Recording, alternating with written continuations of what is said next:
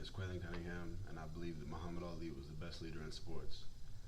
Muhammad Ali was a boxer, philanthropist, and social activist. Muhammad Ali was not born Muhammad Ali. He was born Cassius Marcellus Clay on January 17th, 1942 in Louisville, Kentucky. At an early age, Cassius Clay showed courage, strength, and confidence in his own skin. He was not afraid of anyone or anything inside or outside of the ring. At just 18 years old, he was invited to the Summer Olympics in Rome, which took place at the Palazzo dello Sports Arena. He fought against 19 other participants, and at the end of the boxing match, there was only 4 to stand victorious.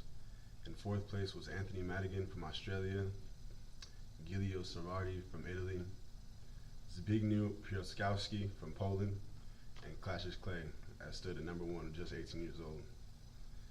2 strengths that Muhammad Ali exhibited is he was not afraid to stand for what he believed in.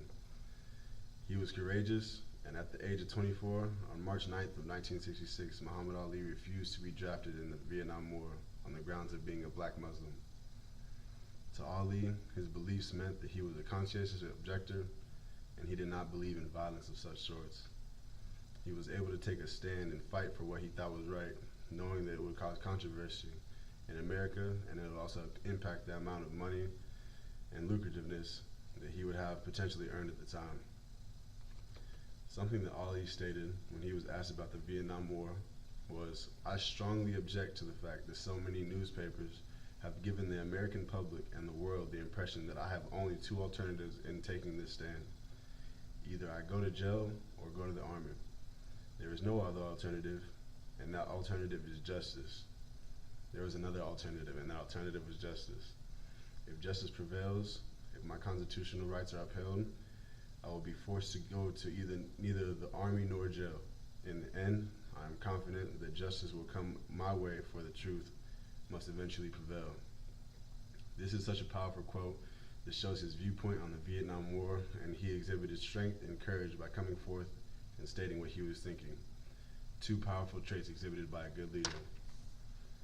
Aside from being a Sports Illustrated Sports Person of the Year in 1974, the Arthur Ashe Courage Award in 1997, the NAACP Image Award, and the President's Award in 2009, this list can go on, but what truly showed the strength of character that Muhammad Ali had was not his athletic or personal accomplishments.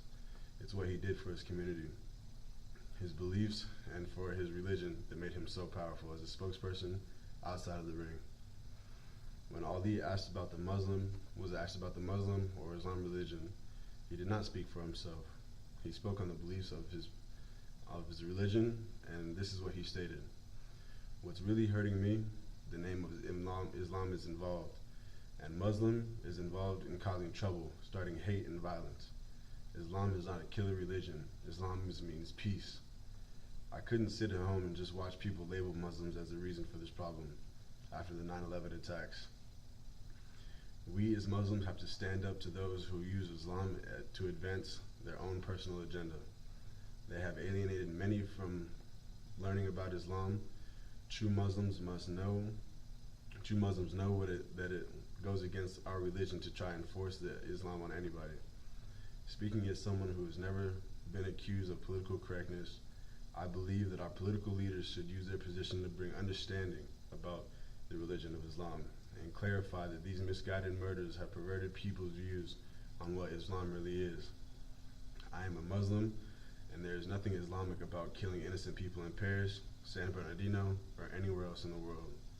True Muslims know that the ruthless violence of so-called Islamic jihadists goes against every tenet of our religion." Like Ali exhibited confidence and character almost everywhere he went, it comes as no surprise that the boxing legend said, "The man to beat me has not been born yet." So no one man could have been his weakness. That goes without saying that Muhammad Ali had a thing for women. Ali had been married 4 times and also had 9 kids to show for it. His first wife, Sanji Roy, was a Cottrell waitress he met in August of 1964. They tied the knot just 1 month later, but broke up in January of 1966. They had no children together. But just a year and a half later, Ali fell in love with Belinda Boyd, and like Roy, August was the month for marriage. All in all, Muhammad Ali was a successful man. He was able to get into a ring and defeat any challenge brought to him, and was later able to back it up with what he had to say. His success started young. The biggest news of the 1960 Olympic boxing tournament came in the light heavyweight division of 81 kilograms, which was won by young 18-year-old Muhammad Ali. In 1964, as he grew into his body, Clay moved up to the heavyweight class and would win the world heavyweight professional title in a bout against Sonny Liston. He would soon thereafter take the Muslim name of Muhammad Ali and become one of the most famous athletes of the 20th century.